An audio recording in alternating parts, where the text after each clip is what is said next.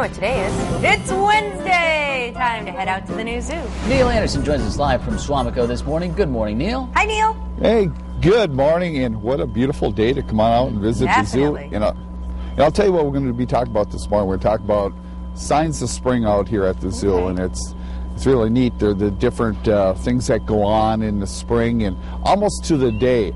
Now, if you look over in the background, we have both our male and our female elk. And our male, you know, he's about 17 years old. He'll be 17 this year.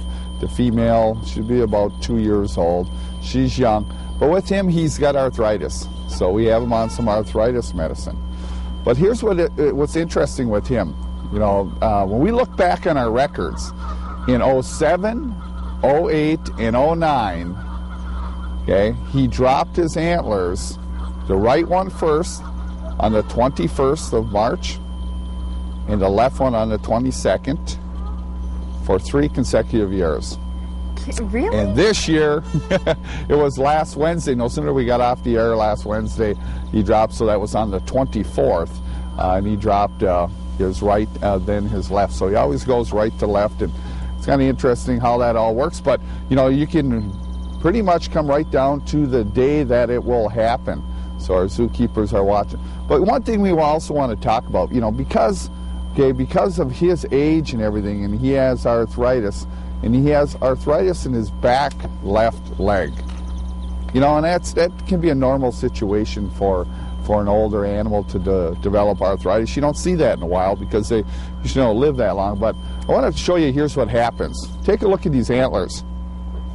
Because he has arthritis in the back left leg, what we call that is a contralateral limb injury.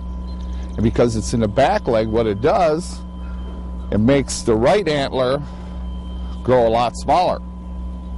So you can see this compared to the left. Of course, with age too, as he gets older, the antler becomes smaller. But any time you have an injury to any cervid, any member of the deer family, things like that show up in their antlers. So you can kind of tell some of the history of what went on. Say, for instance, we're out here working on the elk, and say we had to dart the elk to tranquilize the elk to go ahead and work on it.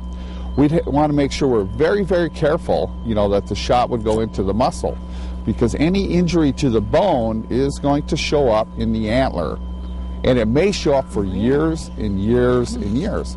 And arthritis has that effect on the antler as well. Now, these antlers themselves are this is probably close to 30 pounds, and the other one about 15, but you can imagine how good that's got to feel once those drop off in the spring. They're looking forward to spring. Yeah, and we're looking forward to talking with you next hour, Neil, and beautiful morning out there. Absolutely it is. We'll see you soon. Thanks, Neil.